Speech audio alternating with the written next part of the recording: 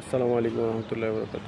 দুনিয়ার মধ্যে যদি কোনো নিরীহ প্রাণী থাকে, আমার কাছে যেটা মনে হয় যে যারা চাকরি করে তারাই মনে হয় সবচেয়ে নিরীহ প্রাণী।